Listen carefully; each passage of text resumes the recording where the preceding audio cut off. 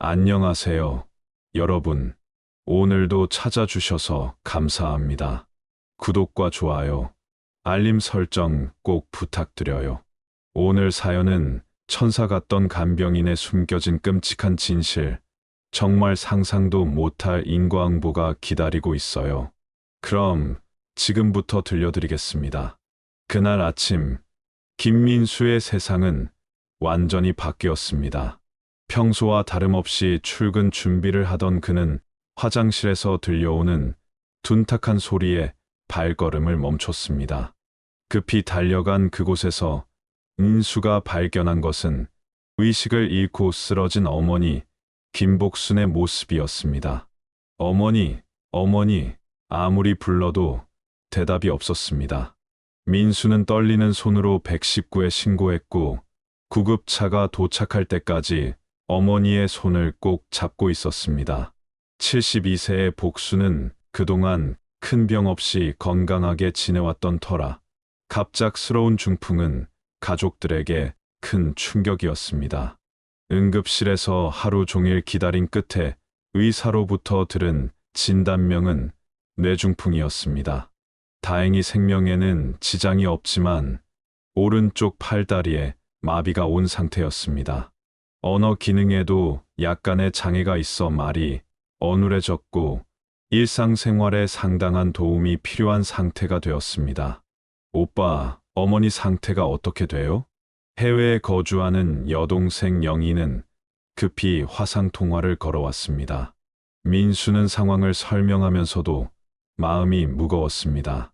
35세의 그는 중소기업에서 과장으로 일하고 있었지만 어머니를 혼자 돌보기에는 현실적인 어려움이 많았습니다. 영희야, 내가 오면 좋겠지만 아이들 때문에 힘들 거 아니야. 오빠, 정말 미안해요. 제가 당장 갈 수 있으면 좋겠는데. 영희는 두 아이를 키우며 남편의 사업을 도우고 있어 한국에 오기 어려운 상황이었습니다. 민수는 동생을 탓할 수 없었습니다.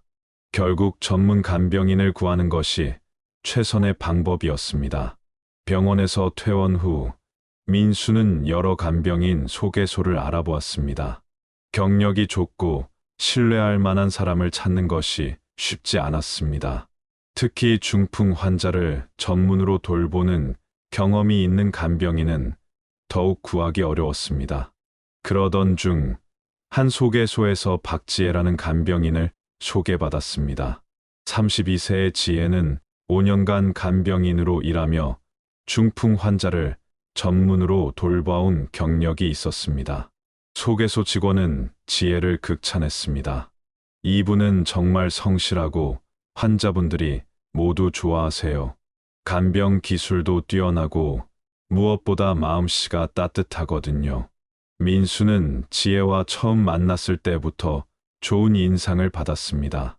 단정한 외모에 차분한 말투, 그리고 무엇보다 어머니를 바라보는 눈빛이 따뜻했습니다.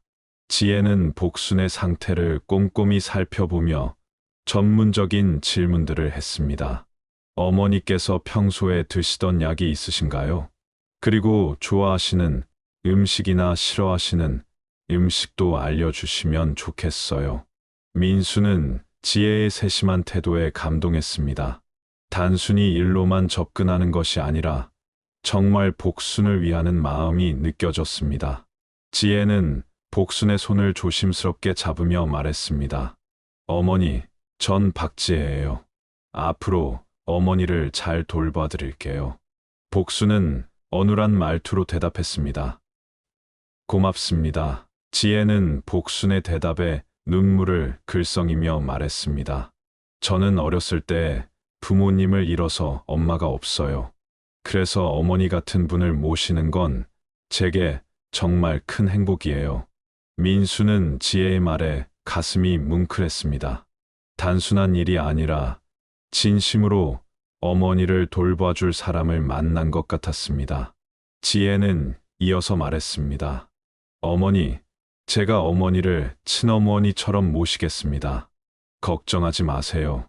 그 순간 민수는 지혜가 천사처럼 보였습니다.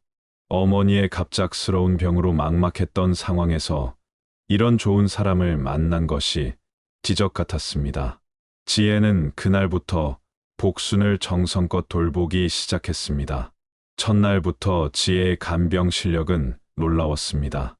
복순을 조심스럽게 일으켜 세우고 재활 운동을 도와주며 약도 정확한 시간에 챙겨드렸습니다. 무엇보다 복순과 대화를 나누며 웃음을 되찾게 해주는 모습이 인상 깊었습니다. 저녁에 민수가 퇴근하면 지혜는 하루 있었던 일을 자세히 보고했습니다. 어머니가 무엇을 드셨는지, 재활 운동은 어떻게 했는지, 컨디션은 어떤지 하나하나 꼼꼼히 알려주었습니다. 민수는 지혜 덕분에 안심하고 직장에 다닐 수 있었습니다. 하지만 민수가 모르는 것이 있었습니다. 지혜가 집안을 둘러보며 은밀히 파악하고 있는 것들이 있었습니다. 거실에 걸린 부동산 등기증, 어머니의 예금 통장이 보관된 서랍, 그리고 민수의 월급 명세서까지. 지혜는 이 모든 것을 자연스럽게 관찰하며 기억해 두었습니다. 특히 지혜가 주목한 것은 집의 규모였습니다. 서울 외곽의 전원주택에 마당까지 있는 상당한 규모의 집이었습니다. 어머니 혼자 살기에는 너무 큰 집이었고 이는 상당한 재산 가치를 의미했습니다. 민수 역시 중소기업 과장이지만 안정적인 수입이 있어 보였습니다. 지혜는 복순을 돌보며 속으로 생각했습니다. 이 집 생각보다 괜찮네. 어머니도 생각보다 재산이 있을 것 같고. 하지만 겉으로는 전혀 티를 내지 않았습니다. 오히려 더욱 정성스럽게 곡순을 돌봤다. 민수는 지혜의 헌신적인 모습에 깊은 감명을 받았습니다. 특히 지혜가 어머니에게 보이는 진심, 어린 애정이 느껴져 마음이 따뜻해졌습니다. 어머니 역시 지혜를 많이 의지하기 시작했습니다. 그렇게 운명적인 만남이 시작되었습니다. 민수는 어머니를 돌봐줄 천사를 만났습니다고 생각했고, 지혜는 자신의 인생을 바꿀 기회를 만났습니다고 생각했습니다. 하지만 그 기회가 어떤 것인지는 아직 아무도 몰랐습니다. 첫 주가 지나며 지혜는 점점 더 가족 같은 존재가 되어갔다. 복수는 지혜만 찾았고 민수는 지혜 없이는 어머니를 돌볼 수 없을 것 같았습니다. 이것이 바로 지혜가 원하던 상황이었습니다. 그날 밤 민수는 동생 영희와 통화하며 말했습니다. 영희야, 정말 좋은 간병인을 만났어. 지혜 씨 덕분에 어머니가 많이 안정되셨어. 하지만 민수는 몰랐습니다. 지혜가 그 순간 어머니의 방에서 무엇을 하고 있는지, 그리고 지혜의 마음속에 어떤 계획이 자리 잡고 있는지, 이 모든 것이 단순한 우연이 아니라 치밀하게 계산된 만남이었다는 것을. 지혜가 복순을 돌본 지 한 달이 지났습니다. 그 한 달 동안 지혜는 정말 완벽한 간병인이었습니다. 새벽 6시에 일어나 복순의 혈압을 체크하고 정해진 시간에 맞춰 약을 챙겨드렸습니다. 식사 준비부터 재활 운동까지 하나하나 세심하게 챙기는 모습은 가족보다 더 가족 같았습니다. 복순의 상태도 눈에 띄게 좋아졌습니다. 처음 중풍으로 쓰러졌을 때와 비교하면 기적적인 회복이었습니다.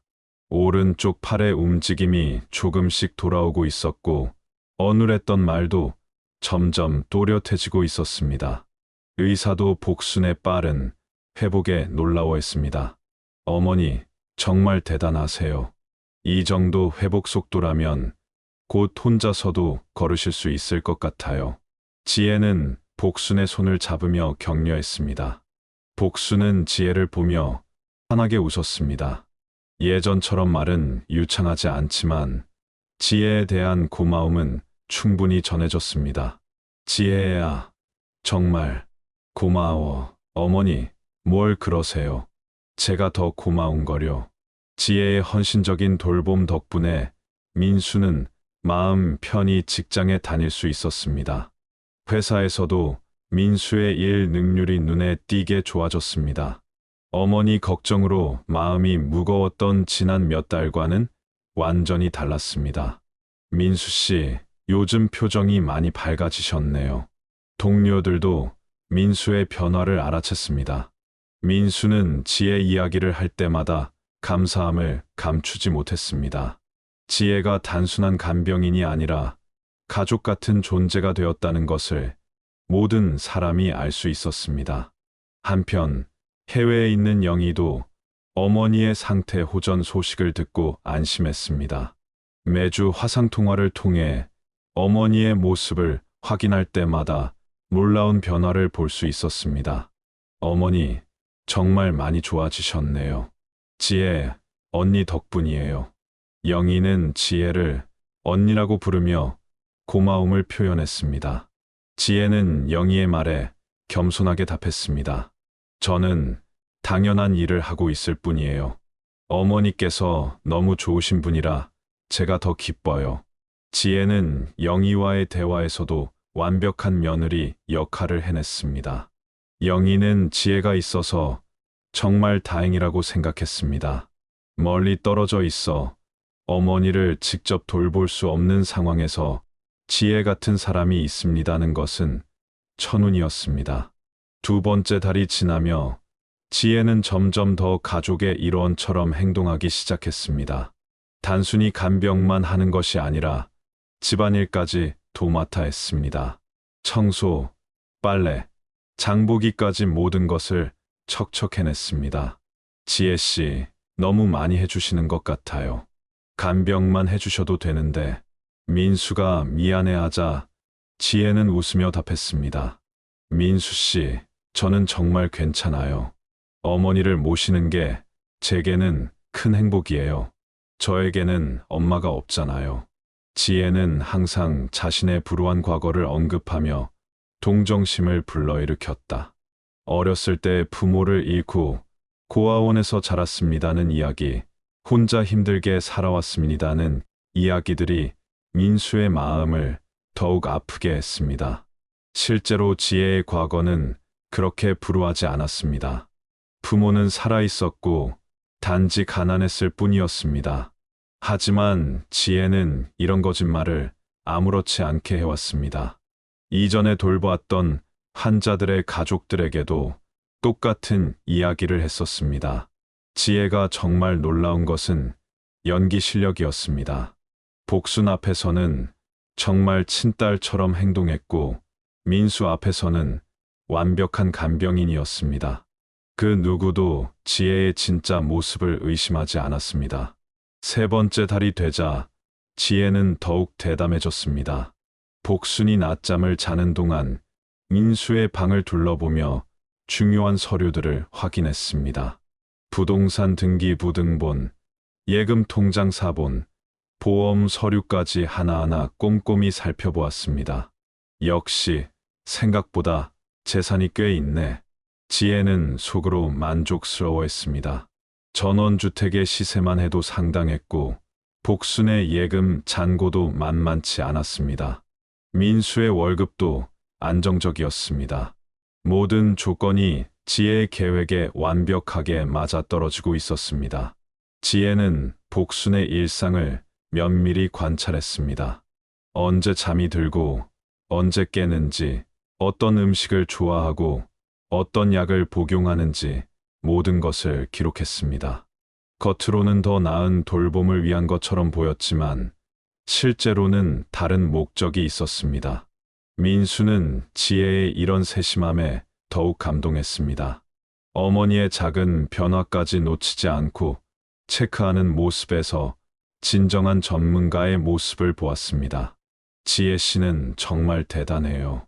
어머니를 이렇게 세심하게 돌봐 주시니 제가 얼마나 고마운지 몰라요. 지혜는 민수의 칭찬에 겸손하게 답했습니다.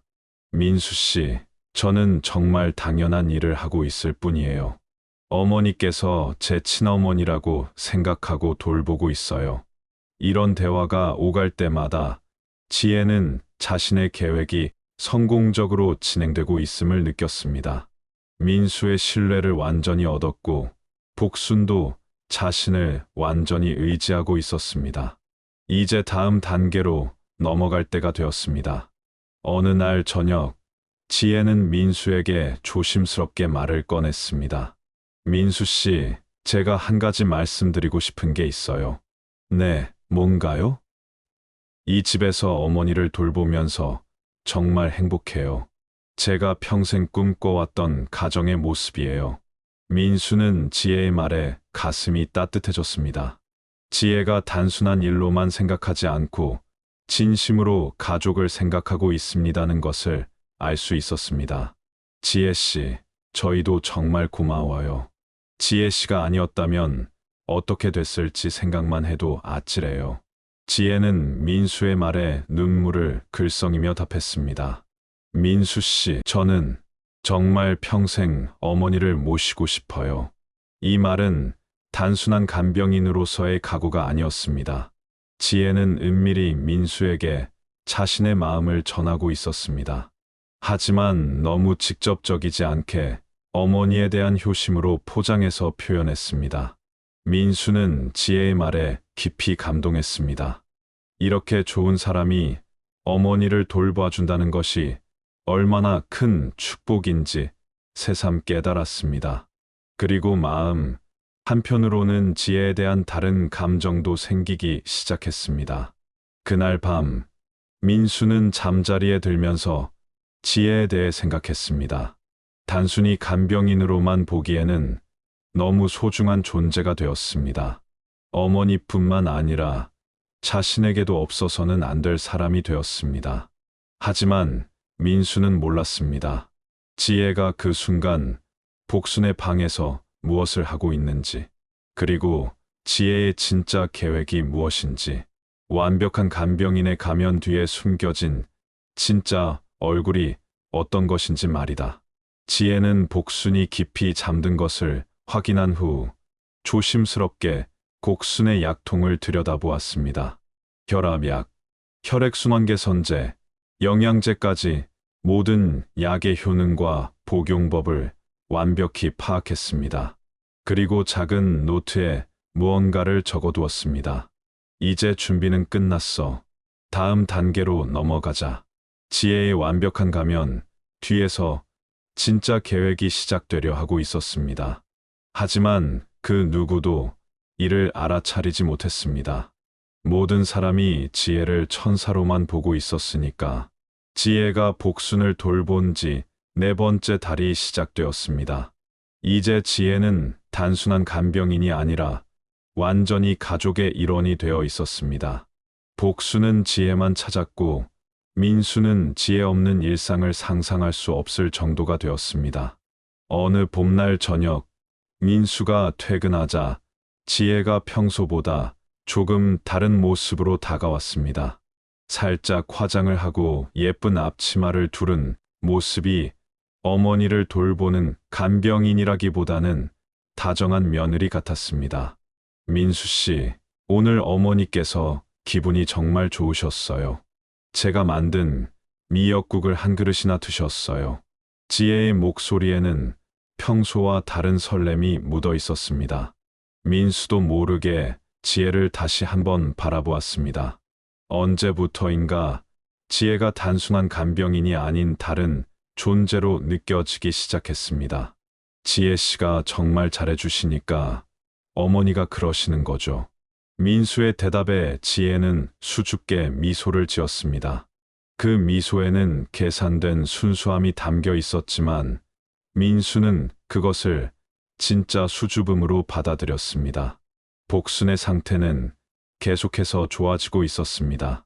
이제 휠체어 없이도 짧은 거리는 걸을 수 있게 되었고 말도 거의 정상에 가깝게 회복되었습니다.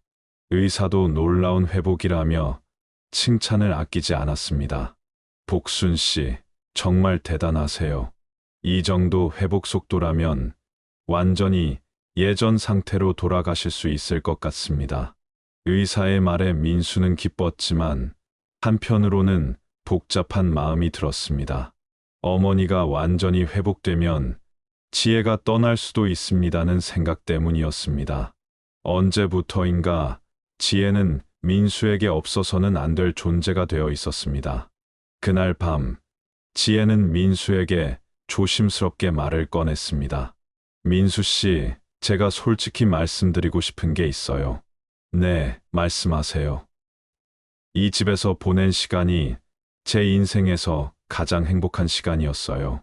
정말 가족 같은 느낌이에요. 지혜의 목소리에는 진심이 담긴 것처럼 들렸습니다. 민수는 가슴이 두근거리기 시작했습니다. 저도 지혜 씨가 있어서 정말 든든해요. 지혜는 민수의 말에 용기를 얻은 듯 이어서 말했습니다. 민수 씨, 평생 어머니를 모시고 싶어요. 그냥 간병인으로서가 아니라. 지혜가 말을 흐리자 민수의 심장이 더욱 빨리 뛰었습니다. 지혜가 무슨 말을 하려는지 어렴풋이 알 수 있었습니다. 지혜 씨, 저는 어렸을 때부터 따뜻한 가정을 꿈꿔왔어요. 어머니를 모시고 가족을 돌보는 그런 삶을요. 지혜의 고백에 민수는 감동했습니다. 지혜가 단순히 자신을 좋아하는 것이 아니라 정말 가족을 이루고 싶어 한다는 것을 느꼈습니다. 특히 어머니에 대한 진심, 어린 애정이 느껴져 더욱 마음이 끌렸습니다. 지혜 씨, 저도 같은 마음이에요. 민수의 고백에 지혜는 눈물을 글썽이며 답했습니다. 정말요? 저 같은 사람도 괜찮으세요? 지혜 씨, 당신은 정말 좋은 사람이에요. 어머니도 지혜 씨를 딸처럼 생각하세요. 그렇게 두 사람의 연애가 시작되었습니다. 하지만 지혜에게는 연애가 목적이 아니었습니다. 이것은 자신의 계획을 실현하기 위한 중요한 단계였습니다. 연애 기간 동안 지혜는 더욱 완벽한 여자친구 역할을 해냈습니다. 민수의 취향을 파악해 그에 맞는 음식을 해주고 퇴근하면 피곤할 민수를 위해 집안을 완벽하게 정리해 두었습니다. 무엇보다 어머니에 대한 헌신적인 모습은 변함없었습니다. 복순도 지혜와 민수의 관계를 반겼습니다. 지혜가 정말 좋은 며느리가 될 것이라고 확신했습니다. 민수야, 지혜는 정말 좋은 아이야. 너희가 결혼하면 얼마나 좋을까? 복순의 말에 민수는 더욱 확신을 가지게 되었습니다. 어머니까지 좋아하는 지혜와 결혼하는 것이 최선의 선택이라고 생각했습니다. 연애한 지 2달이 지나자 민수는 지혜에게 결혼을 제안했습니다. 지혜는 놀란 듯 하면서도 기뻐하는 모습을 보였습니다. 민수 씨, 정말 저와 결혼하고 싶으세요? 네, 당신과 평생 함께하고 싶어요. 지혜는 눈물을 흘리며 대답했습니다. 저 정말 민수 씨와 결혼하고 싶어요. 그리고 어머니를 평생 모시고 싶어요. 결혼이 결정되자 지혜는 본격적으로 집안의 재산 상황을 파악하기 시작했습니다. 이제 곧 가족이 될 사람이라는 명분으로 중요한 서류들을 자연스럽게 들여다볼 수 있었습니다. 민수 씨, 결혼 준비를 위해서 부동산이나 예금 상황을 알아야 할 것 같아요. 민수는 지혜의 말에 당연하다는 듯 답했습니다. 그럼요. 우리가 결혼하면 모든 게 공유되는 거잖아요. 민수는 아무런 의심 없이 모든 재산 서류를 지혜에게 보여주었습니다. 부동산 등기부등본, 예금 통장, 보험 증서, 심지어 어머니의 재산 상황까지 모든 것을 공개했습니다. 지혜는 서류들을 보며 속으로 만족스러워했습니다. 예상했던 것보다 훨씬 많은 재산이었습니다. 전원주택의 시세만 해도 7억 원 정도였고 복순의 예금도 상당했습니다. 민수의 월급과 적금까지 합치면 꽤 괜찮은 규모였습니다. 역시 제대로 걸렸네. 지혜는 속으로 흐뭇해하면서도 겉으로는 전혀 티를 내지 않았습니다. 오히려 재산이 많다고 부담스러워하는 척까지 했습니다. 민수 씨, 이렇게 좋은 집에서 살게 되다니 저는 정말 운이 좋은 것 같아요. 지혜의 겸손한 태도에 민수는 더욱 확신을 가지게 되었습니다. 지혜가 자신의 재산을 노리고 접근한 것이 아니라는 것을 확신했습니다. 결혼 준비 과정에서 지혜는 더욱 세밀하게 집안 상황을 파악했습니다. 복순의 일상 패턴, 복용하는 약물, 좋아하는 음식, 싫어하는 것들까지 모든 것을 완벽하게 기록했습니다. 겉으로는 더 나은 돌봄을 위한 것처럼 보였지만 실제로는 다른 목적이 있었습니다. 지혜는 특히 복순의 건강 상태와 약물에 대해 자세히 조사했습니다. 어떤 약을 빼먹으면 어떤 증상이 나타나는지, 어떤 음식을 주지 않으면 어떻게 되는지까지 철저히 파악했습니다. 한편 해외에 있는 영희도 오빠의 결혼 소식을 듣고 기뻤습니다. 오빠, 정말 축하해요. 지혜 언니는 정말 좋은 분이에요. 영희는 지혜를 완전히 신뢰하고 있었습니다. 오히려 멀리 떨어져 있어 어머니를 돌보지 못하는 상황에서 지혜 같은 사람이 가족이 된다는 것이 얼마나 다행인지 모른다고 생각했습니다. 결혼식 날짜도 정해졌습니다. 3개월 후 봄에 조용한 결혼식을 올리기로 했습니다. 복순의 건강을 고려해 큰 결혼식보다는 가족과 가까운 지인들만 초대하는 소규모 결혼식으로 결정했습니다. 지혜야, 너와 민수가 결혼하게 되어서 정말 기뻐. 이제 진짜 우리 딸이 되는구나. 복순은 지혜를 딸처럼 아꼈습니다. 지혜도 복순에게 더욱 정성스럽게 대했습니다. 하지만 지혜의 마음 속에는 전혀 다른 계획이 자리 잡고 있었습니다. 결혼 한 달 전, 지혜는 자신의 모든 준비가 끝났음을 확인했습니다.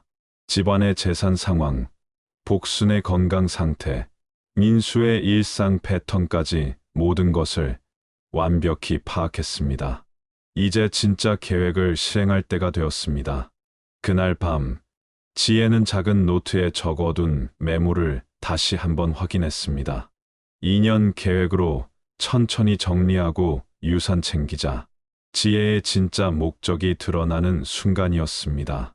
하지만 민수와 복순, 그리고 영희는 아무것도 모르고 있었습니다. 모든 사람이 지혜를 천사로만 보고 있었습니다. 지혜의 완벽한 연기에 모든 사람이 속아 넘어간 것이었습니다. 결혼까지 이제 한 달도 남지 않았습니다. 지혜의 계획이 본격적으로 시작될 때가 다가오고 있었습니다. 봄날의 따뜻한 햇살 아래 민수와 지혜의 결혼식이 조용히 치러졌습니다. 복수는 휠체어에 앉아 아들의 결혼을 지켜보며 행복한 눈물을 흘렸습니다.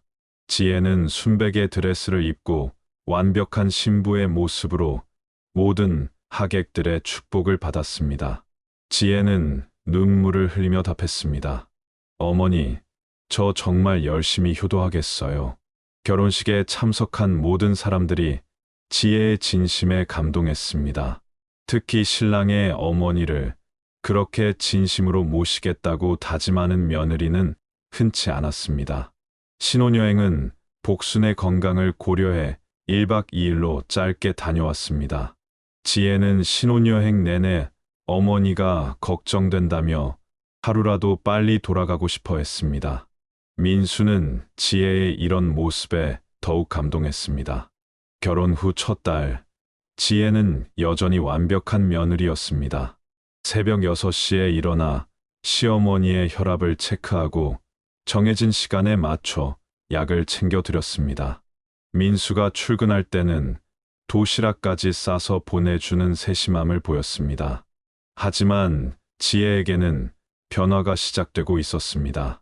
아주 미묘하고 눈에 띄지 않는 변화였지만 지혜의 진짜 계획이 조금씩 실행되기 시작한 것이었습니다. 결혼 후 6주가 지난 어느 날, 지혜는 복순의 혈압약을 주면서 작은 실험을 시작했습니다.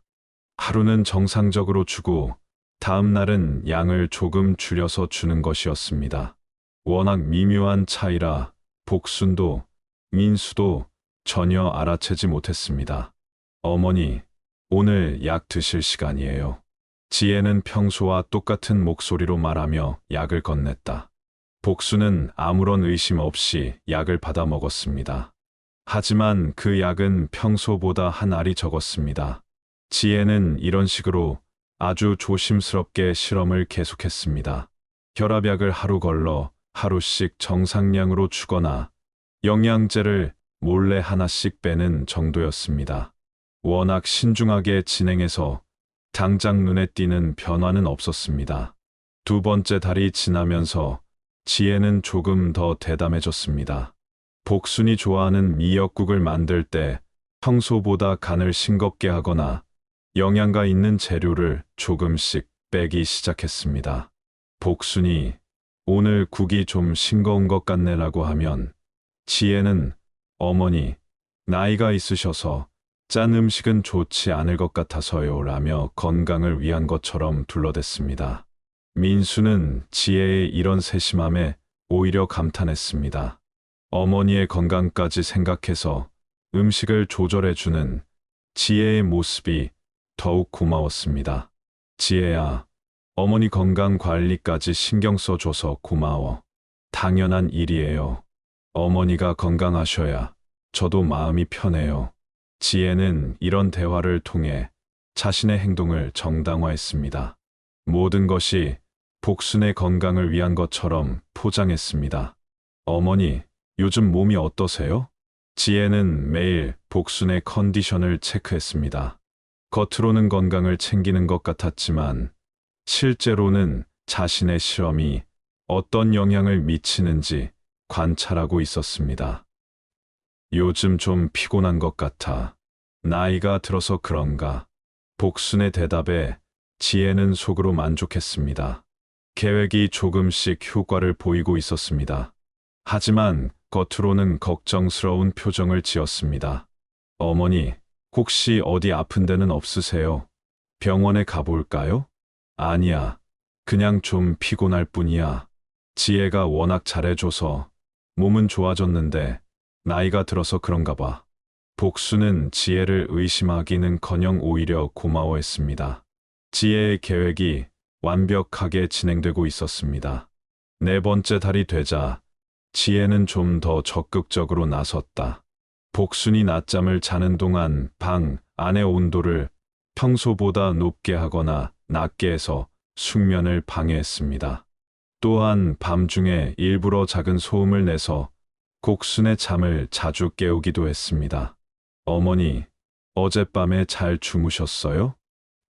자꾸 깨는 것 같아. 나이가 들어서 잠이 얕아진 것 같네. 복수는 수면 부족으로 인한 피로를 단순히 나이 탓으로 돌렸습니다. 지혜는 이런 반응에 만족하면서도 걱정스러운 척했습니다. 어머니, 푹 주무시지 못하면 건강에 안 좋아요. 제가 방 환경을 좀 더 신경 써볼게요. 지혜는 오히려 더 잘해주겠다고 말하면서 속으로는 다른 계획을 세우고 있었습니다. 다섯 번째 달에 들어서자 곡순의 변화가 조금씩 눈에 띄기 시작했습니다. 예전보다 말수가 줄어들었고 가끔 말을 더듬는 증상이 나타났습니다. 또한 평소보다 쉽게 피곤해하는 모습을 보였습니다. 민수는 어머니의 변화를 느끼고 걱정하기 시작했습니다. 어머니가 요즘 좀 다른 것 같은데 괜찮을까? 지혜는 민수의 걱정에 자연스럽게 답했습니다. 저도 조금 걱정이에요. 하지만 의사 선생님이 중풍후유증으로 이런 증상이 나타날 수 있습니다고 하셨잖아요. 지혜는 이전에 의사가 했던 말을 교묘하게 이용했습니다. 복순의 변화를 자연스러운 노화 과정이나 중풍후유증으로 포장한 것이었습니다. 그래도 한번 병원에 가봐야겠어. 민수의 말에 지혜는 당연하다는 듯 답했습니다. 저도 그렇게 생각해요. 어머니, 건강이 가장 중요하니까요. 하지만 지혜는 속으로 다른 생각을 하고 있었습니다. 병원에서 특별한 이상을 발견하지 못할 것이라는 확신이 있었습니다. 자신이 하고 있는 일들은 너무 미묘해서 검사로는 드러나지 않을 것이었습니다. 실제로 병원 검사 결과는 지혜의 예상대로였습니다.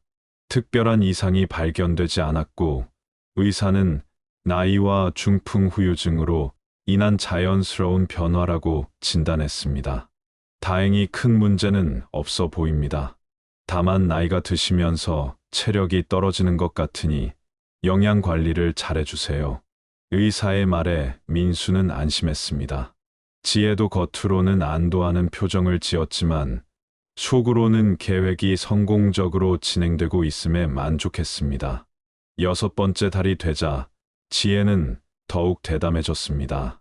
물론 여전히 아주 신중하게 눈에 띄지 않을 정도로만 진행했습니다. 복수는 가끔 지혜야, 요즘 몸이 이상해라고 말했지만 지혜는 항상 완벽한 답변을 준비하고 있었습니다. 어머니, 나이 드시니까 그런 거예요. 제가 더 잘 챙겨드릴게요. 지혜의 대답에 복수는 더 이상 의심하지 않았습니다. 지혜를 완전히 신뢰하고 있었기 때문이었습니다. 그렇게 지혜의 미묘한 계획은 계속 진행되고 있었습니다. 아무도 의심하지 않는 완벽한 상황에서 지혜는 자신의 목표를 향해 한 걸음씩 나아가고 있었습니다. 하지만 이것은 단지 시작에 불과했습니다. 지혜의 진짜 계획은 이제부터 본격적으로 시작될 예정이었습니다. 결혼 1년이 지나자 지혜는 자신의 위치가 완전히 안전해졌습니다고 판단했습니다. 이제 민수에게는 없어서는 안 될 아내였고 복순에게는 친딸 같은 며느리였습니다. 해외에 있는 영희마저 지혜를 완전히 신뢰하고 있었습니다. 이제 본격적인 계획을 시작할 때가 되었습니다. 지혜의 계획은 치밀했습니다. 2년에 걸쳐 천천히 복순의 건강을 악화시키고 자연스럽게 사망에 이르게 한 후 유산을 상속받는 것이었습니다. 너무 급하게 하면 의심받을 수 있고 너무 느리게 하면 계획이 발각될 위험이 있었습니다. 복순의 언어 기능부터 서서히 저하시키기 시작했습니다. 지혜는 복순이 복용하는 뇌혈관 개선제의 양을 조금씩 줄여나갔다. 또한 복순과 대화할 때 일부러 복잡한 단어를 사용하거나 빠르게 말해서 복순이 따라가기 어렵게 만들었습니다. 어머니, 오늘 아침에 방송에서 그랬는데 고혈압 환자들은 나트륨 섭취를 제한해야 한다고 하더라고요. 지혜는 일부러 어려운 의학 용어를 섞어가며 말했습니다. 복수는 지혜의 말을 이해하려고 애썼지만 점점 따라가기 어려워했습니다. 지혜야, 무슨 말인지. 복순이 말을 더듬자 지혜는 걱정스러운 표정을 지으며 답했습니다. 어머니, 괜찮아요. 천천히 말씀하세요. 겉으로는 다정하게 대했지만 지혜는 속으로 만족스러워했습니다. 계획이 순조롭게 진행되고 있었습니다. 2번째 단계는 복순의 영양 상태를 서서히 악화시키는 것이었습니다. 지혜는 복순의 식사량을 조금씩 줄이기 시작했습니다. 한 번에 확 줄이면 티가 나니까 아주 조금씩 눈에 띄지 않을 정도로만 줄였습니다. 어머니, 요즘 소화가 안 좋으시다고 하셨으니까 조금 적게 드세요. 복수는 실제로 소화 불량을 호소한 적이 없었지만 지혜가 그렇게 말하니 그런가 보다 했습니다. 나이가 들면서 기억력도 예전 같지 않아서 자신이 말한 것인지 확신이 서지 않았습니다. 지혜는 또한 복순이 좋아하는 음식들을 하나씩 제외하기 시작했습니다. 어머니가 예전에 이 음식 드시고 체하셨다고 하셨잖아요. 라며 거짓말을 했습니다. 복순은 그런 기억이 없었지만 지혜의 말을 믿었습니다. 3번째 단계는 약물 조절이었습니다. 지혜는 복순의 필수 약물들을 하나씩 조작하기 시작했습니다. 혈압약을 이틀에 한 번씩만 주거나 혈액순환 개선제의 양을 절반으로 줄였습니다. 복순이 약이 평소와 다른 것 같다고 하면 지혜는 병원에서 용량을 조절했습니다고 했어요 라며 거짓말로 넘어갔다. 복순의 언어 기능은 점점 더 떨어졌습니다. 처음에는 가끔 말을 더듬는 정도였지만 이제는 간단한 단어도 제대로 발음하지 못할 때가 많았습니다. 지혜야, 물. 복순이 힘들게 말하면 지혜는 어머니, 물 드시고 싶으세요? 친절하게 답했습니다. 하지만 물을 가져다 주면서 일부러 미지근한 물을 주거나 평소보다 적은 양을 주었습니다. 민수는 어머니의 변화에 점점 걱정이 커졌습니다. 결혼 전과 비교해서 어머니의 상태가 많이 달라진 것 같았습니다. 지혜야, 어머니가 요즘 말씀하시기가 많이 힘들어 보여. 지혜는 민수의 걱정에 자연스럽게 답했습니다. 저도 걱정이에요. 하지만 의사 선생님이 중풍 환자는 시간이 지나면서 이런 증상이 나타날 수 있습니다고 하셨어요. 지혜는 항상 의학적 근거를 들어 자신의 행동을 정당화했습니다. 민수는 지혜의 전문적인 설명에 수긍할 수밖에 없었습니다. 그래도 한 번 더 병원에 가봐야겠어. 좋은 생각이에요. 저도 어머니가 걱정돼서요. 지혜는 병원에 가는 것을 반대하지 않았습니다. 오히려 적극적으로 찬성했습니다. 자신이 하고 있는 일들이 의학적 검사로는 드러나지 않을 것이라는 확신이 있었기 때문이었습니다. 실제로 병원 검사 결과는 지혜의 예상과 같았습니다. 복순의 전체적인 건강 상태는 예전과 크게 다르지 않았고 언어 장애도 중풍의 자연스러운 진행 과정으로 진단되었습니다. 중풍 환자의 경우 시간이 지나면서 언어 기능이 저하될 수 있습니다. 다만 꾸준한 재활과 약물 치료가 중요합니다. 의사의 말에 민수는 지혜에게 더욱 고마워했습니다. 지혜야, 다행히 큰 문제는 없다고 하네. 앞으로도 잘 부탁해. 당연하죠. 어머니, 건강이 가장 중요해요. 지혜는 완벽한 며느리의 모습을 유지했습니다. 하지만 속으로는 다음 단계를 준비하고 있었습니다.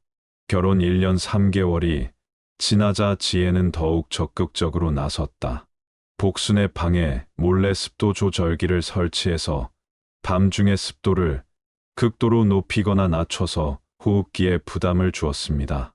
또한 복순이 좋아하는 창문과 자리를 피해 침대를 배치해서 자연광을 차단했습니다. 어머니, 여기가 더 따뜻해서 건강에 좋을 거예요. 복순은 지혜의 말을 믿고 불편함을 참았습니다. 하지만 자연광이 부족해지면서 우울감이 증가하고 면역력도 떨어지기 시작했습니다. 지혜는 또한 복순의 사회적 접촉을 서서히 차단하기 시작했습니다. 예전에 가끔 방문하던 동네 이웃들에게 어머니가 요즘 컨디션이 안 좋으셔서 방문을 자제해달라고 요청했습니다. 복순이 좋아하던 TV 프로그램도 너무 자극적이다며 다른 채널로 돌렸습니다. 지혜야, 예전에 보던 프로그램. 복순이 어렵게 말하면 지혜는 어머니, 이 프로그램이 더 교육적이에요 라며 자신이 원하는 프로그램을 틀어줬다. 복순은 점점 더 의존적이 되어갔다. 지혜 없이는 아무것도 할 수 없는 상태가 되었습니다. 이것이 바로 지혜가 원하던 상황이었습니다. 결혼 1년 6개월이 되자 복순의 상태는 눈에 띄게 악화되었습니다. 언어 기능이 심각하게 저하되어 간단한 단어조차 제대로 말하기 어려워졌습니다.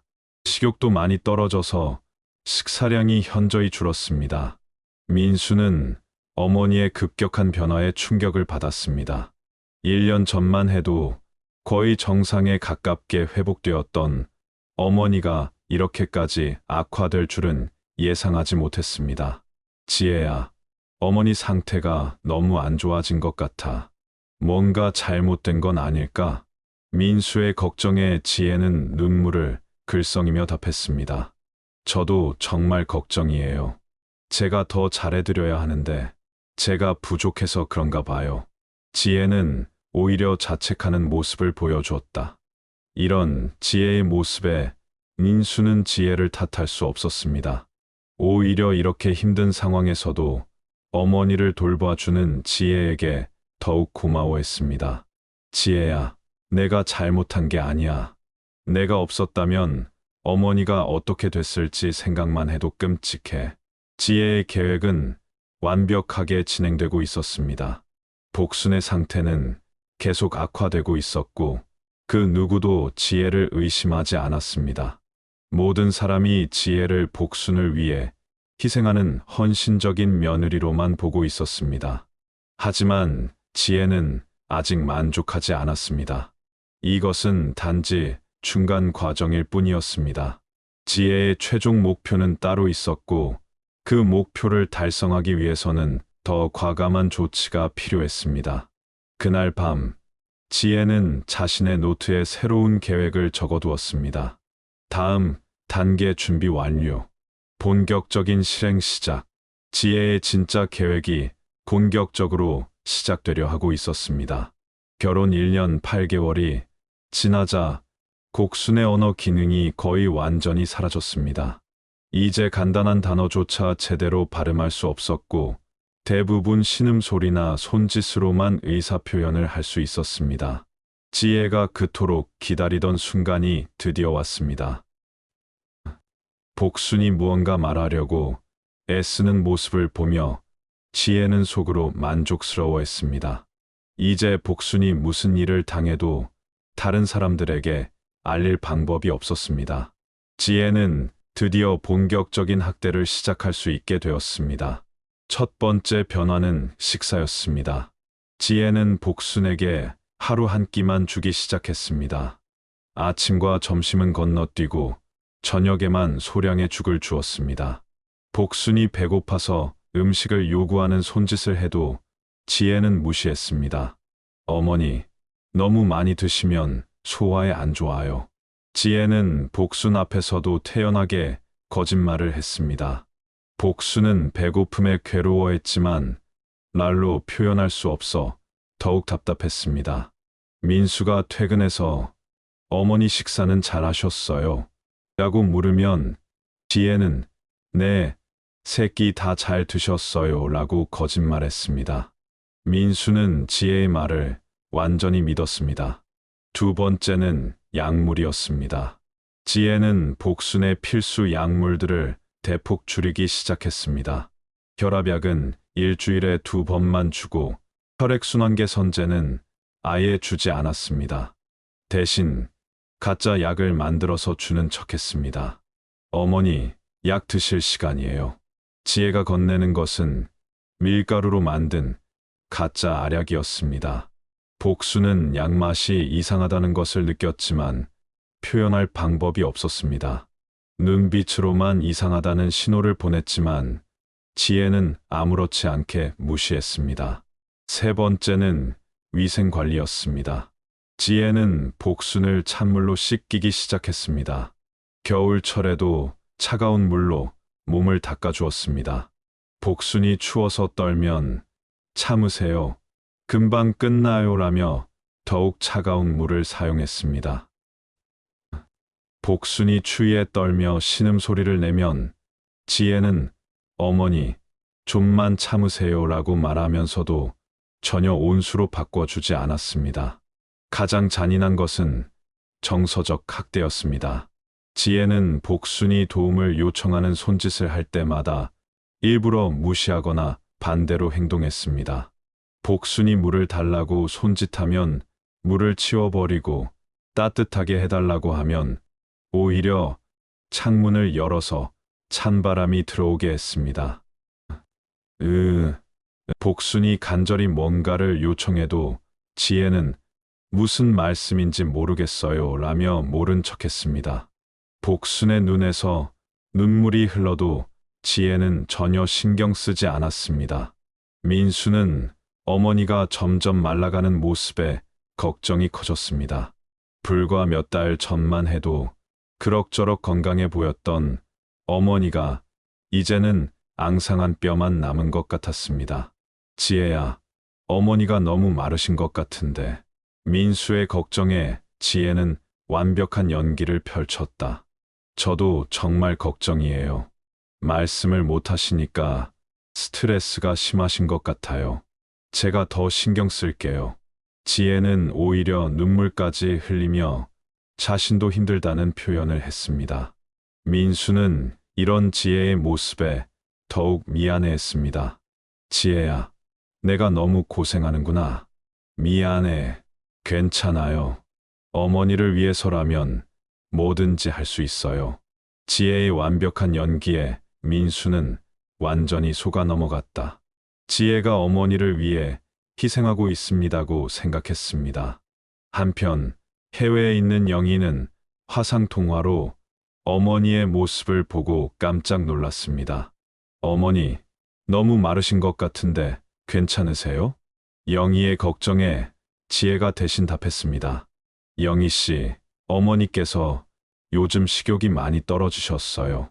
말씀을 못 하시니까 답답해 하시는 것 같아요. 지혜 언니가 더 고생이 많으시겠어요. 정말 감사해요.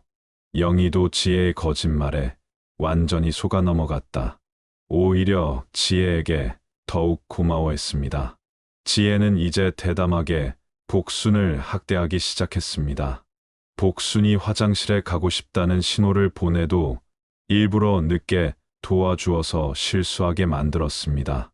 그리고 나서 어머니, 왜 이러세요? 라며 짜증을 내는 척했습니다. 정말 힘들어 죽겠네. 지혜는 복순이 들을 수 있도록 일부러 큰 소리로 한탄했습니다. 복순은 자신 때문에 지혜가 힘들어한다는 죄책감에 더욱 위축되었습니다. 복순의 면역력도 급격히 떨어졌습니다. 제대로 된 영양 공급을 받지 못하고 차가운 물로 씻기고 스트레스를 받으면서 자주 감기에 걸렸습니다. 지혜는 복순이 감기에 걸려도 약을 주지 않았습니다. 감기는 저절로 낫는 거예요. 약을 너무 많이 드시면 안 좋아요. 지혜는 복순의 고통을 무시하고 더욱 냉정하게 대했습니다. 복순이 기침을 심하게 해도 물 한 모금 제대로 주지 않았습니다. 가장 끔찍한 것은 지혜가 복순의 고통을 즐기기 시작했습니다는 것이었습니다.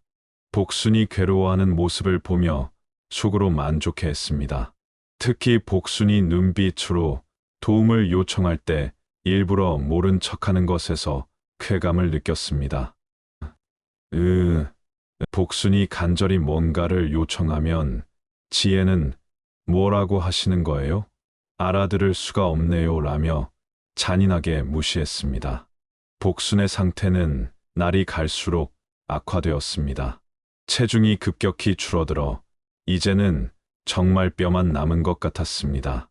얼굴도 푹 꺼져서 전혀 다른 사람처럼 보였습니다. 민수는 어머니의 급격한 변화에 충격을 받았습니다. 도저히 자연스러운 변화라고 보기 어려웠습니다. 지혜야, 어머니 상태가 너무 심각한 것 같아. 큰 병원에 가봐야겠어. 민수의 말에 지혜는 당연하다는 듯 답했습니다. 저도 그렇게 생각해요. 어머니, 건강이 가장 중요하니까요. 하지만 지혜는 속으로 전혀 걱정하지 않았습니다. 복순의 상태가 아무리 나빠도 자신이 한 일의 흔적은 남지 않을 것이라고 확신했습니다. 그날 밤, 지혜는 복순의 방에서 마지막 확인 작업을 했습니다. 복순이 깊이 잠든 것을 확인한 후 조용히 방을 나서며 속으로 만족스러워했습니다. 이제 거의 다 왔어. 조금만 더 참으면 모든 게 내 것이 될 거야. 지혜의 잔인한 계획은 순조롭게 진행되고 있었습니다. 하지만 지혜는 몰랐습니다. 복순이 비록 말을 할 수는 없지만 모든 것을 기억하고 있습니다는 것을, 그리고 언젠가는 진실이 밝혀질 것이라는 것을 말이다. 결혼 2년이 되자 복순의 모습은 완전히 달라져 있었습니다. 한때 통통했던 얼굴은 볼이 푹 들어가 해골 같았고 팔다리는 나뭇가지처럼 가늘어져 있었습니다. 60kg이 넘었던 체중은 이제 40kg도 채 되지 않아 보였습니다. 민수가 어느 날 어머니의 방에 들어갔을 때 받은 충격은 말로 표현할 수 없었습니다. 침대에 누워있는 복수는 마치 아우슈비츠 수용소의 생존자 같았습니다. 뼈만 앙상하게 남은 모습에 민수는 경악했습니다. 어머니, 이게 어떻게 된 일이에요? 민수의 목소리가 떨렸습니다. 불과 6개월 전만 해도 이 정도는 아니었는데 이렇게 급격한 변화가 자연스러울 리 없었습니다. 지혜는 당황한 기색 없이 답했습니다. 저도 정말 걱정이에요. 최근에 식욕이 많이 떨어지셔서. 하지만 민수의 눈에는 뭔가 이상했습니다. 어머니의 급격한 변화가 단순히 자연스러운 악화로 보이지 않았습니다. 더욱이 지혜가 너무 태연하다는 것도 의심스러웠습니다. 지혜야, 어머니 식사는 제대로 챙겨드리고 있는 거야? 민수의 질문에 지혜는 약간 당황하는 듯 했지만 금세 평정을 되찾았습니다. 물론이에요. 하루 3끼 꼬박꼬박 챙겨드리고 있어요. 하지만 어머니께서 많이 드시지 못하세요. 지혜의 대답에도 불구하고 민수의 의심은 커져갔다. 뭔가 설명되지 않는 부분들이 있었습니다. 어머니가 이렇게 급격히 마를 정도로 식욕이 없다면 다른 증상들도 나타나야 하는데 그런 건 없었습니다. 그날 민수는 회사에서도 집중할 수 없었습니다. 어머니의 모습이 계속 머릿속에 맴돌았습니다. 점심시간에 동료와 이야기를 나누던 중 우연히 중요한 정보를 얻었습니다. 민수야, 우리 아버지도 중풍 앓으셨는데 2년 동안 체중이 거의 그대로였어. 약만 제대로 드시면 급격히 마르지는 않더라고. 동료의 말에 민수는 더욱 의심스러워졌습니다. 복순의 경우와는 너무 달랐습니다. 저녁에 집에 돌아온 민수는 지혜에게 조심스럽게 물어봤다. 지혜야, 어머니 약은 정확히 챙겨드리고 있지? 당연하죠. 혈압약, 혈액순환 개선제, 영양제까지 하나도 빠뜨리지 않고 드려요. 지혜는 자신 있게 답했지만 민수는 뭔가 석연치 않았습니다. 어머니의 급격한 변화를 설명할 수 있는 다른 이유가 있을 것 같았습니다. 그 주말 해외에 있는 영희가 화상통화를 걸어왔습니다. 어머니의 모습을 본 영희는 깜짝 놀랐습니다. 오빠, 어머니가 너무 마르신 것 같은데요. 이전과 너무 달라요. 영희의 말에 민수도 같은 생각이라고 답했습니다. 나도 그렇게 생각해. 너무 급격한 변화 같아서 걱정이야. 지혜가 대화에 끼어들었습니다. 영희 씨, 어머니께서 요즘 정말 드시지 못하세요. 제가 아무리 권해도. 하지만 영희는 뭔가 이상하다는 느낌을 받았습니다. 화상통화 중에 어머니의 눈빛이 예전과 달랐습니다. 마치 무언가 간절히 말하고 싶어 하는 것 같았습니다. 어머니, 괜찮으세요? 영희가 물었을 때 복순의 눈에서 눈물이 흘렀다. 말을 할 수 없는 복순은 눈빛으로만 딸에게 신호를 보냈습니다. 하지만 영희는 그 신호의 의미를 정확히 알 수 없었습니다. 어머니가 우시네요. 많이 힘드신가 봐요. 지혜가 재빨리 개입했습니다. 어머니께서 영희 씨 보고 싶어서 그러시는 것 같아요. 그날 밤 민수는 잠을 이룰 수 없었습니다. 어머니의 급격한 변화가 계속 머릿속을 맴돌았습니다. 뭔가 놓치고 있는 것이 있는 것 같았습니다. 다음 날 민수는 회사에서 몰래 인터넷으로 중풍 환자의 경과에 대해 자세히 알아봤다. 여러 의료 사이트를 찾아본 결과 복순과 같은 급격한 체중 감소는 일반적이지 않다는 것을 알게 되었습니다. 영양실조나 약물 부족이 아니면 이런 증상이 나타나기 어렵다. 의료 사이트의 설명에 민수는 충격을 받았습니다. 어머니의 증상이 자연스러운 악화가 아닐 가능성이 높았습니다. 그날 저녁 민수는 지혜를 유심히 관찰했습니다. 지혜가 어머니를 돌보는 모습을 자세히 지켜봤다. 겉으로는 여전히 정성스럽게 돌보는 것 같았지만 뭔가 이전과 다른 느낌이 있었습니다. 지혜야, 어머니 식사량이 얼마나 되는지 정확히 알 수 있을까? 민수의 질문에 지혜는 잠깐 당황하는 기색을 보였습니다. 정확한 양은 모르겠지만 죽을 한 그릇 정도는 드세요. 하루에 한 그릇? 아니요. 한 끼에 한 그릇이요. 지혜는 재빨리 정정했지만 민수는 이미 의심의 눈초리로 지혜를 바라보고 있었습니다. 그날 밤 민수는 중요한 결정을 내렸습니다. 전문의에게 어머니를 정밀 검진받게 하는 것이었습니다. 단순한 정기 검진이 아니라 영양 상태와 약물 흡수 정도까지 자세히 검사받기로 했습니다. 지혜야, 내일 어머니를 병원에 모시고 가자. 정밀 검사를 받아보고 싶어. 민수의 말에 지혜는 내심 당황했지만 겉으로는 찬성하는 모습을 보였습니다. 좋은 생각이에요. 저도 어머니가 걱정돼서요. 하지만 지혜는 속으로 다른 계획을 세우고 있었습니다. 병원에서 뭔가 발견되기 전에 더 적극적인 조치를 취해야 할 때가 되었다고 생각했습니다. 다음 날 병원에서의 검사 결과는 충격적이었습니다. 복순의 영양 상태는 심각한 영양실조 수준이었고 혈액 검사에서는 필수 약물 성분이 거의 검출되지 않았습니다. 이 정도 영양실조라면 제대로 된 식사를 하지 못한 것 같습니다. 그리고 처방된 약물들이 제대로 복용되지 않은 것 같네요. 의사의 말에 민수는 충격을 받았습니다.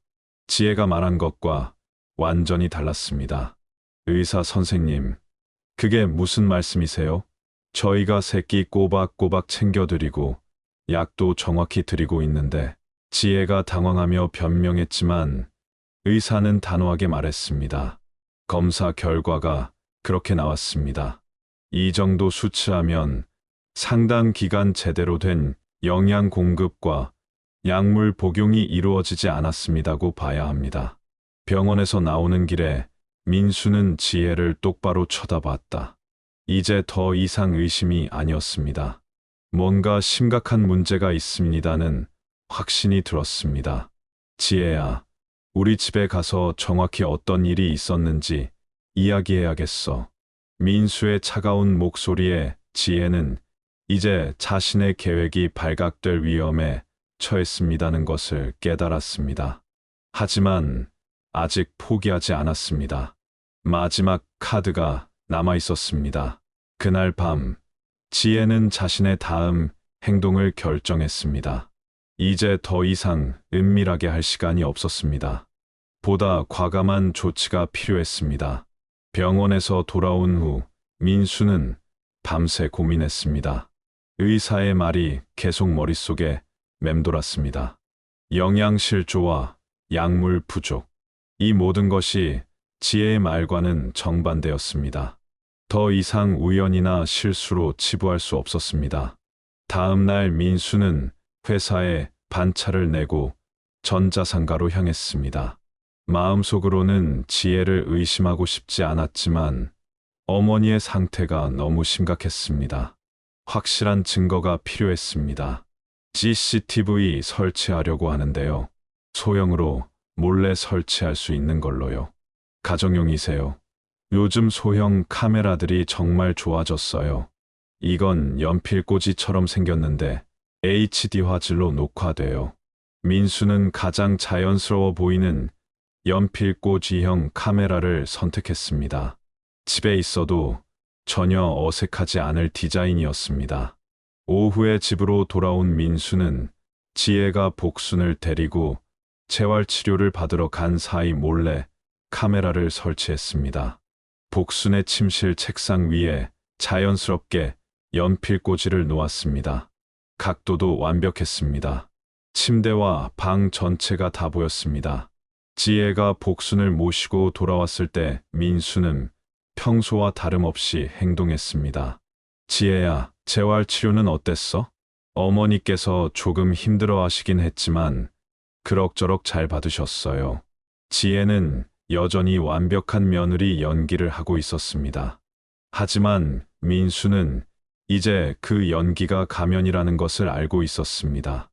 그날 밤 민수는 카메라가 제대로 작동하는지 확인했습니다. 휴대폰 앱으로 실시간 영상을 볼 수 있었고 녹화도 정상적으로 되고 있었습니다. 이제 진실을 확인할 수 있을 것이었습니다. 다음 날 민수는 평소보다 일찍 출근한다고 말하고 집을 나섰다. 하지만 실제로는 회사 근처 카페에서 휴대폰으로 집안 상황을 지켜봤다. 오전 9시 지혜가 복순의 방에 들어갔다. 처음에는 평소와 다름없어 보였습니다. 복순을 일으켜 세우고 얼굴을 닦아주는 모습이었습니다. 하지만 곧 충격적인 일들이 벌어지기 시작했습니다. 지혜는 복순에게 약을 주는 척하면서 실제로는 가짜 약을 주고 있었습니다. 진짜 약은 쓰레기통에 버렸습니다. 민수는 화면을 보며 경악했습니다. 이게 뭐야? 더 충격적인 것은 아침 식사였습니다. 지혜는 복순에게 죽 한 그릇을 가져다 주는 척했지만 실제로는 몇 숟가락만 먹여주고 나머지는 가져가 버렸습니다. 복순이 배고파서 더 달라고 손짓해도 지혜는 무시했습니다. 복순이 배고픔을 호소하며 음식을 달라고 애원하는 소리가 카메라 마이크를 통해 들려왔습니다. 하지만 지혜는 냉정하게 말했습니다. 시끄럽게 하지 마. 이것도 많이 준 거야. 민수는 지혜의 말에 충격을 받았습니다. 지금까지 들어본 지혜의 목소리 중 가장 차가운 목소리였습니다. 완전히 다른 사람 같았습니다. 점심시간이 되자 더욱 끔찍한 일이 벌어졌습니다. 지혜는 복순에게 점심을 주지 않았습니다. 복순이 배고파서 계속 음식을 달라고 손짓해도 지혜는 아까 많이 먹었잖아 라며 거짓말을 했습니다. 복순은 눈물을 흘리며 지혜에게 애원했습니다. 말을 할 수 없어 손짓으로만 표현할 수 있었지만 그 절실함이 화면을 통해서도 전해졌습니다. 복순의 간절한 신음소리에도 지혜는 전혀 동요하지 않았습니다. 오히려 짜증스럽다는 표정을 지었습니다. 정말 성가시네. 빨리 좀 죽지. 지혜의 마지막 말에 민수는 휴대폰을 떨어뜨릴 뻔했습니다. 지혜가 복순의 죽음을 바라고 있습니다는 것이 명확해졌습니다. 오후에는 더욱 잔인한 일들이 계속됐다. 지혜는 복순을 차가운 물로 씻겼습니다. 복순이 추워서 떨어도 전혀 신경 쓰지 않았습니다. 복순이 어렵게 말을 짜내어 춥다고 하자 지혜는 오히려 더 찬물을 끼얹었습니다. 추우면 빨리 씻어. 오래 끓지 말고. 복순이 화장실에 가고 싶다는 신호를 보내도 지혜는 일부러 늦게 도와줘서 실수하게 만들었습니다. 그리고 나서 역겨하다는 표정으로 말했습니다. 더럽게 왜 이래? 정말 지겨워 죽겠네. 민수는 카페에서 화면을 보며 분노로 온몸이 떨렸습니다. 이것은 단순한 방치가 아니라 고의적인 학대였습니다. 그것도 말 못하는 환자를 상대로 한 악랄한 학대였습니다. 가장 충격적인 순간은 저녁 때였습니다. 복순이 물을 달라고 간절히 손짓했습니다. 하루 종일 제대로 된 음식이나 물을 못 마신 복순은 탈수 증상을 보이고 있었습니다. 복순이 목마름을 호소하며 애원했지만 지혜는 물컵을 복순 눈앞에서 자신이 마셔버렸습니다. 목마르면 참아. 물 너무 많이 마시면 안 좋다고 했잖아. 복순의 눈에서 절망의 눈물이 흘렀다. 하지만 지혜는 전혀 개의치 않았습니다. 오히려 복순의 고통스러워하는 모습을 보며 만족스러운 표정을 지었습니다. 민수는 더 이상 참을 수 없었습니다. 급히 카페를 나서서 집으로 향했습니다. 하지만 이성적으로 생각해보니 지금 당장 들어가면 지혜가 증거를 인멸할 수도 있었습니다. 며칠 더 증거를 수집한 후 확실하게 처리하는 것이 좋겠다고 판단했습니다. 그날 밤 집에 돌아간 민수는 평소와 다름없이 행동했습니다. 하지만 지혜를 보는 눈빛이 완전히 달라져 있었습니다. 어머니, 오늘은 어떠셨어요? 민수가 물어보자 지혜는 태연하게 거짓말을 했습니다. 네, 새끼 잘 드시고 약도 정확히 드셨어요. 컨디션도 나쁘지 않으셨어요. 민수는 지혜의 거짓말에 분노가 치밀어 올랐지만 억지로 참았습니다. 지금은 더 많은 증거가 필요했습니다. 이틀 더 관찰한 결과는 더욱 끔찍했습니다. 지혜는 매일 똑같은 방식으로 복순을 학대하고 있었습니다. 굶기고 목마르게 하고 차가운 물로 씻기고 필요한 약물을 주지 않는 일이 반복됐다. 특히 충격적이었던 것은 지혜가 복순의 고통을 즐기고 있습니다는 것이었습니다. 복순이 괴로워할 때마다 지혜는 만족스러운 표정을 지었습니다. 빨리 죽어버렸으면 좋겠는데 언제까지 이렇게 버틸 거야? 지혜가 혼잣말로 하는 말을 들은 민수는 경악했습니다. 지혜가 어머니의 죽음을 적극적으로 바라고 있었던 것이다. 일주일간의 관찰로 충분한 증거를 확보한 민수는 드디어 행동에 나서기로 결정했습니다. 더 이상 어머니를 이 악마 같은 여자의 손에 맡길 수는 없었습니다. 민수는 녹화된 영상들을 USB에 복사하고 추가로 법적 조치를 위한 준비를 했습니다. 이제 지혜와 마지막 대결을 할 시간이 왔습니다. 그날 밤, 민수는 지혜가 복순을 학대하는 장면이 녹화된 영상을 들고 거실로 향했습니다. 지혜는 평소와 다름없이 TV를 보고 있었습니다. 지혜야, 우리 이야기 좀 해야겠어. 민수의 차가운 목소리에 지혜는 뭔가 이상함을 감지했습니다. 하지만 아직 자신의 정체가 완전히 들켰다는 것은 몰랐습니다. 무슨 이야기요? 내가 어머니한테 뭘 하고 있는지에 대한 이야기야. 민수가 USB를 꺼내 보이자 지혜의 얼굴이 순간 굳어졌습니다. 이제 모든 게 끝났습니다는 것을 직감했습니다. 민수가 USB를 꺼내 보이자 지혜의 얼굴에서 혈색이 사라졌습니다. 하지만 여전히 억지를 부리려 했습니다. 무슨 말씀이세요? 제가 어머니한테 뭘 했습니다는 거예요? 이 영상을 보고도 그런 말을 할 수 있을까? 민수는 노트북을 켜고 지혜의 학대 장면이 담긴 영상을 재생했습니다. 화면에는 지혜가 복순에게 가짜 약을 주고 음식을 빼앗고 물을 주지 않는 모습이 생생하게 담겨 있었습니다. 지혜의 목소리도 선명하게 들렸습니다. 시끄럽게 하지 마. 빨리 죽어버렸으면 좋겠는데 라는 잔혹한 말들이 스피커를 통해 흘러나왔습니다. 지혜는 영상을 보며 당황했지만 여전히 발뺌을 시도했습니다. 이건 오해예요. 제가 어머니한테 그런 짓을 할 리가 없잖아요. 오해라고? 이 영상이 다 가짜라는 거야? 민수의 목소리가 점점 커졌습니다. 2년 동안 자신을 속여온 이 악마 같은 여자에 대한 분노가 폭발했습니다. 진정하세요. 제가 설명해 드릴게요. 지혜는 여전히 자신이 상황을 컨트롤할 수 있습니다고 생각했습니다.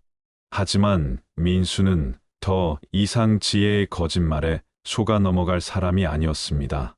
설명. 무슨 설명이 필요해? 내가 우리 어머니를 2년 동안 굶겨가며 학대한 건 명백한 사실이야. 민수가 소리를 지르자 지혜도 이제 가면을 벗기 시작했습니다. 그래, 맞아. 내가 했어. 그런데 그게 어쨌다는 거야? 지혜의 얼굴에서 그동안의 선량한 표정이 완전히 사라지고 차가운 본 모습이 드러났습니다. 내가 정말 민수는 지혜의 급변한 모습에 경악했습니다. 2년 동안 함께 살면서도 이런 모습은 한 번도 본 적이 없었습니다. 지혜는 이제 완전히 본색을 드러내며 말했습니다. 어머니가 나를 무시했어. 처음에는 고마워하더니 나중에는 나를 하녀 취급하더라고. 무시했습니다고. 우리 어머니가 언제 널 무시했어? 매일 지혜야 이것 해라, 지혜야 저것 해라 하면서 부려먹었잖아. 나를 뭘로 본 거야? 지혜의 말은 완전한 거짓말이었습니다. 복수는 한 번도 지혜를 함부로 대한 적이 없었습니다. 오히려 친딸처럼 소중히 여겼습니다. 거짓말하지 마. 어머니는 널 딸처럼 아꼈어. 딸처럼. 웃기지 마. 그 늙은 여우가 나한테 얼마나 못되게 굴었는데. 지혜는 점점 더 흥분하며 말도 안 되는 변명을 늘어놓았습니다. 민수는 지혜가 정신적으로 문제가 있는 사람이라는 것을 깨달았습니다. 그때 현관문이 열리는 소리가 들렸습니다. 누군가 집에 들어오고 있었습니다. 누구야? 민수가 놀라서 돌아보니 때 후반의 남성이 서 있었습니다. 민수는 그 남자를 본 적이 없었습니다. 안녕하세요. 저는 정우진이라고 합니다. 우진은 지혜를 보며 차가운 눈빛을 보냈습니다. 지혜는 우진을 보자 얼굴이 더욱 하얗게 질렸습니다. 우진, 너 왜 여기 있어? 지혜야, 내가 또 이런 짓을 하고 있습니다는 소문을 들었어. 우진의 말에 민수는 더욱 혼란스러워졌습니다. 죄송한데 당신은 누구시고 뭘 아신다는 건가요? 우진은 민수를 향해 고개를 숙였습니다. 저는 지혜와 함께 간병인으로 일했던 동료입니다. 지혜의 과거에 대해 알려드리려고 왔습니다. 지혜는 이전에도 같은 짓을 했습니다. 돌보던 환자들을 학대하고 재산을 노린 적이 여러 번 있어요. 우진의 폭로에 민수는 충격을 받았습니다. 지혜가 처음 범행이 아니었던 것이다. 거짓말하지 마. 네가 뭘 알아? 지혜가 우진에게 소리쳤지만 우진은 담담하게 계속 말했습니다. 김씨 할머니 기억나? 내가 6개월 동안 돌보다가 갑자기 돌아가신 분. 그때도 영양실조였어. 그건 이씨 할아버지도 마찬가지였지. 내가 돌본 환자들은 왜 다 비슷하게 죽었을까? 우진의 말에 지혜는 더 이상 변명할 수 없었습니다. 모든 것이 드러나고 있었습니다. 민수는 우진에게 물었습니다. 그럼 왜 그때 신고하지 않으셨어요? 증거가 없었어요. 하지만 이번에는 확실한 증거가 있습니다고 들었습니다. 우진이 USB를 가리키며 말했습니다. 어떻게 그걸 아세요? 제가 익명으로 신고했습니다. 지혜의 행적을 계속 추적하고 있었거든요. 그때 현관에서 또 다른 소리가 들렸습니다. 이번에는 경찰이었습니다. 신고받고 왔습니다. 경찰이 들어오자 지혜는 완전히 패닉 상태가 되었습니다. 이제 정말 모든 것이 끝났습니다는 것을 깨달았습니다. 지혜 씨, 노인 학대 혐의로 체포하겠습니다. 경찰이 수갑을 꺼내자 지혜는 마지막으로 악을 썼다. 이 시발 놈들들아. 다 늙어서 죽을 놈들인데 내가 뭘 잘못했습니다는 거야. 지혜의 입에서 나온 욕설에 모든 사람이 경악했습니다. 그동안의 순수한 모습은 모두 가짜였던 것이다. 너 같은 미친년이 어떻게 간병인 일을 해? 민수도 참지 못하고 소리쳤다. 미친년. 내가 미쳤다고? 니네가 더 미친 거 아니야. 늙어 죽을 놈 하나 때문에 이 난리를.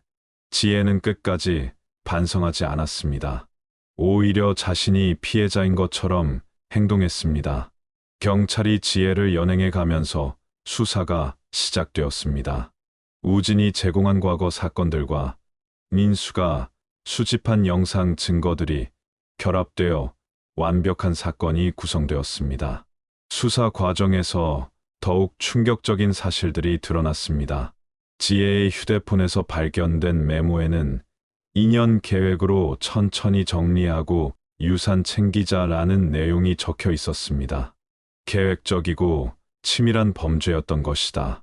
또한 지혜가 이전에 돌본 환자들의 사망 원인을 재조사한 결과 모두 의심스러운 점들이 발견되었습니다. 지혜는 연쇄 살인범에 가까운 존재였습니다. 재판에서 지혜는 징역 15년을 선고받았습니다. 하지만 지혜에게는 진짜 천벌이 따로 기다리고 있었습니다. 교도소에 수감된 지 3개월 후, 지혜는 갑작스럽게 심한 두통을 호소하기 시작했습니다. 병원 검사 결과 뇌종양이 발견되었습니다. 그것도 악성 종양이었습니다. 환자가 젊은 나이에 이렇게 큰 종양이 생기는 건 매우 드문 일입니다. 의사도 놀랄 정도로 빠르게 진행된 종양이었습니다. 지혜는 급히 수술을 받게 되었습니다. 하지만 수술 과정에서 의료사고가 발생했습니다.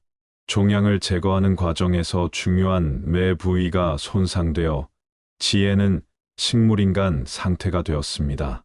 수술을 집도한 의사는 100만 분의 1 확률로 일어나는 사고라고 했지만 모든 사람들은 이것이 지혜가 받은 천벌이라고 생각했습니다. 지혜는 자신이 복순에게 했던 것처럼 의식을 잃은 채로 병원 침대에 누워있게 되었습니다. 말도 할 수 없고 움직일 수도 없는 상태가 되었습니다. 복순을 그토록 괴롭혔던 지혜가 이제는 복순과 똑같은 상황에 처하게 된 것이었습니다. 이보다 더 완벽한 인과응보는 없었습니다. 민수는 지혜의 소식을 들었지만 전혀 동정하지 않았습니다. 어머니에게 그렇게 잔인하게 굴었던 지혜가 받은 당연한 대가라고 생각했습니다. 어머니, 이제 안전해요. 그 악마는 영원히 우리를 괴롭히지 못할 거예요. 민수는 복순의 손을 잡고 말했습니다. 이제 정말로 모든 것이 끝났습니다. 지혜의 악행은 완벽한 천벌로 마무리되었습니다. 지혜가 체포되고 일주일이 지난 후 민수는 복순을 대형 병원에 입원시켰다. 2년간의 학대로 인한 심각한 영양실조와 탈수 상태를 치료하기 위해서였습니다. 의사들은 복순의 상태를 보고 경악했습니다. 이 정도 영양실조라면 생명이 위험했을 수도 있습니다. 정말 다행히 빨리 발견하셨네요. 담당 의사의 말에 민수는 가슴이 아팠다. 만약 조금만 늦었다면 어머니를 영영 잃을 뻔했던 것이다. 복수는 처음 며칠간 링거와 영양제를 통해 기력을 회복했습니다. 오랫동안 제대로 된 영양 공급을 받지 못했던 몸이 조금씩 반응을 보이기 시작했습니다. 해외에 있던 영희도 급히 귀국했습니다. 어머니의 진짜 상황을 알게 된 영희는 충격과 죄책감에 빠졌습니다. 형님, 제가 여기 있었다면 이런 일이 없었을 텐데 정말 죄송해요. 영희는 어머니의 손을 잡고 눈물을 흘렸습니다. 멀리 떨어져 있으면서 지혜를 완전히 신뢰했던 자신이 원망스러웠습니다. 영희야, 내 잘못이 아니야. 나도 모르고 있었는걸. 민수는 동생을 위로했습니다. 지혜의 연기가 워낙 완벽해서 가족들이 속는 것은 어쩔 수 없었습니다. 이번 2주차부터 복순에게 놀라운 변화가 나타나기 시작했습니다. 제대로 된 약물 치료와 영양 공급을 받으면서 언어 기능이 조금씩 돌아오기 시작한 것이었습니다. 민수야. 복순이 아들의 이름을 부르는 순간 민수는 눈물을 참을 수 없었습니다. 2년 만에 처음 들어보는 어머니의 또렷한 목소리였습니다. 네, 어머니, 여기 있어요. 민수는 어머니의 손을 꼭 잡았습니다. 복순의 눈에서도 기쁨의 눈물이 흘렀다. 미안해. 복순이 어렵게 말을 이어갔다. 그동안 말로 표현하지 못했던 모든 감정이 담긴 사과였습니다. 어머니, 왜 사과하세요? 제가 미안해요. 못 알아봐서 죄송해요. 민수는 어머니에게 사과했습니다. 지혜의 악행을 더 빨리 발견하지 못한 것에 대한 후회가 컸다. 영희도 어머니 곁에서 간병을 도왔습니다. 자녀들이 번갈아가며 어머니를 돌보니 복순의 회복 속도가 더욱 빨라졌습니다. 입원 한 달 후, 복순은 간단한 대화가 가능할 정도로 회복되었습니다. 체중도 많이 늘어서 예전의 건강한 모습을 조금씩 되찾아가고 있었습니다. 지혜, 그 애는 어떻게 됐니? 어느 날 복순이 조심스럽게 물었습니다. 민수는 지혜의 현재 상황을 간단히 설명했습니다. 교도소에 있습니다가 뇌종양 수술을 받았는데 식물인간이 되었어요. 복순은 잠시 침묵했습니다가 말했습니다. 불쌍하지만 인과응보구나. 복순의 말에는 원망보다는 안타까움이 묻어 있었습니다. 그토록 잔인하게 괴롭혔던 지혜에게도 완전한 미움을 품지 않는 복순의 마음씨에 민수와 영희는 감동했습니다. 이번 2달째 복순은 휠체어를 이용해 병원 내를 산책할 수 있을 정도로 회복되었습니다. 재활 치료도 꾸준히 받으며 신체 기능을 되찾아가고 있었습니다. 어머니, 이제 집에 가고 싶으세요? 민수가 물어보자 복순은 환하게 웃었습니다. 그럼 우리 집이 제일 좋지. 퇴원하는 날, 복순은 스스로 걸어서 병원을 나섰다. 물론 아직 완전하지는 않았지만 2년 전 지혜가 왔을 때보다 훨씬 건강한 모습이었습니다. 집에 돌아온 복순은 모든 것이 새로워 보인다고 했습니다. 지옥 같았던 2년의 시간이 끝나고 다시 태어난 기분이었습니다. 민수야, 고맙다. 복순이 아들에게 말한 첫마디였습니다. 민수는 어머니를 꼭 안아드렸습니다. 영희는 한국에 눌러앉기로 결정했습니다. 가족을 다시 해외로 불러와 한국에서 살기로 한 것이다. 오빠, 이제 저도 어머니를 돌볼게요. 더 이상 오빠 혼자 부담지지 마세요. 영희의 결정에 민수는 고마워했습니다. 이제 정말 가족이 함께 어머니를 돌볼 수 있게 되었습니다. 복순의 회복은 계속 이어졌습니다. 한 달 후에는 간단한 요리도 할 수 있게 되었고 2달 후에는 동네 산책도 혼자서 할 수 있게 되었습니다. 특히 복순이 가장 기뻐한 것은 다시 말을 할 수 있게 된 것이었습니다. 2년 동안 말로 표현하지 못했던 모든 감정들을 이제 자유롭게 표현할 수 있었습니다. 어느 날 저녁, 가족이 함께 식사하면서 복순이 말했습니다. 그 일이 있고 나서야 깨달았어. 가족이 얼마나 소중한지. 복순의 말에 민수와 영희는 고개를 끄덕였습니다. 이들도 지혜 사건을 통해 가족의 소중함을 다시 한번 깨달았습니다. 6개월 후, 복순은 거의 완전히 회복되었습니다. 중풍의 후유증은 여전히 약간 남아 있었지만 일상생활에는 전혀 지장이 없었습니다. 민수는 새로운 사람과 만나 재혼을 준비하고 있었습니다. 이번에는 정말 신중하게 상대방을 알아보고 있었습니다.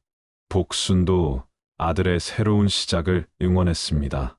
이번에는 정말 좋은 사람을 만나길 바란다. 복순의 축복을 받으며 민수는 새로운 인생을 시작할 준비를 했습니다. 영희의 가족도 한국에 정착해서 어머니 근처에서 살게 되었습니다. 복순은 손주들과 함께 지내며 행복한 노년을 보내고 있었습니다. 지혜 사건의 수사 과정에서 더 많은 진실이 밝혀졌습니다.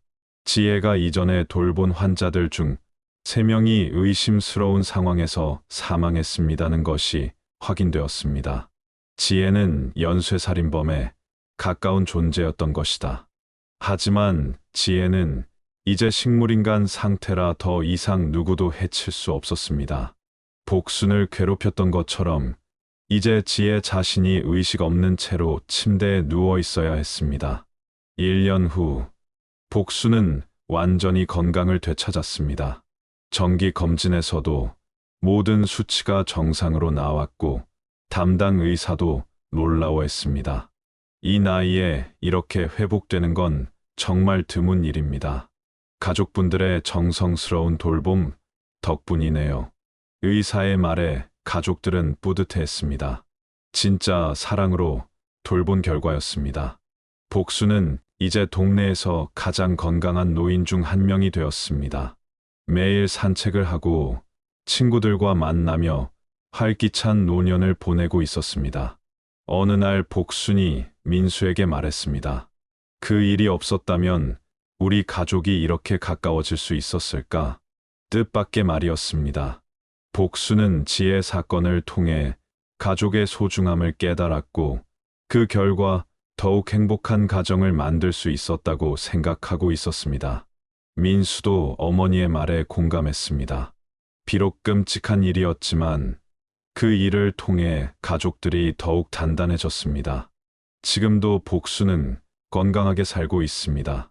민수의 새 아내와도 좋은 관계를 유지하고 있고 영희의 아이들과도 즐거운 시간을 보내고 있습니다.